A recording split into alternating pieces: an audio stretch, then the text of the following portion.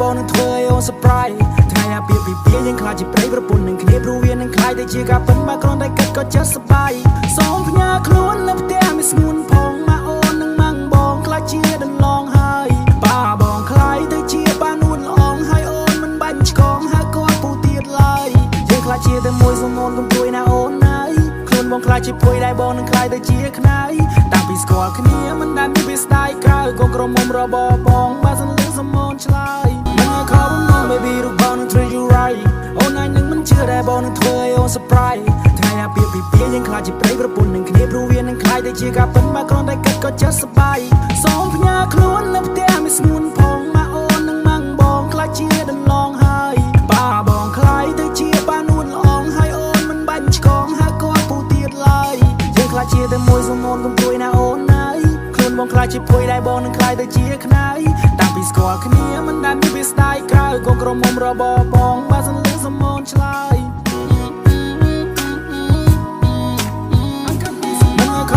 baby រូបបងនឹង treat you right អូនឯងនឹងមិនជឿដែរបងនឹងធ្វើឲ្យអូន surprise ថ្ងៃអាពាហ៍ពិពាហ៍យើងខ្លាចជាប្រិយប្រពន្ធនឹងគ្នាព្រោះវានឹងខ្លាយទៅជាការពិតមកគ្រាន់តែគិតក៏ចិត្តសប្បាយសូមផ្ញើខ្លួននៅផ្ទះមានស្ងួនផងមកអូននឹងម៉ាំងបងខ្លាចជាដន្លងហើយបាបងខ្លាយទៅជាបានួនល្អងហើយអូនមិនបាញ់ឆ្កងហើយគាត់ពូទៀតឡើយយើងខ្លាចជាតែមួយសូមអូនកុំព្រួយណាអូនណាយខ្លួនបងខ្លាចជាព្រួយដែរបងនឹងខ្លាយទៅជាខ្នើយតាំងពីស្គាល់គ្នាមិនដែលមានវាស្ដាយក្រៅក៏ក្រមុំរបបបងបើសិនលឺសូមអូនឆ្លើយមិនឲ្យខំបង baby រូបបងនឹង treat you right អូនឯងនឹងមិនជឿដែរបងនឹងធ្វើឲ្យអូន surprise ថ្ងៃអាពាហ៍ពិពាហ៍យើងខ្លាចជាប្រិយប្រពន្ធនឹងគ្នាព្រោះវានឹងខ្លាយទៅជាការពិតមកគ្រាន់តែគិតក៏ចិត្តសប្បាយសូមផ្ញើខ្លួននៅផ្ទះមានស្ងួនផងមកអូននឹងម៉ាំងបងខ្លាចជាដន្លងហើយបាបងខ្លាយទៅជាបានួនល្អងហើយអូនមិនបាញ់ឆ្កងហើយគាត់ពូទៀតឡើយយើងខ្លាចជាតែមួយសូមអូនកុំព្រួយណាអូនណាយខ្លួនបងខ្លាចជាព្រួយដែរបងនឹងខ្លាយទៅជាខ្នើយ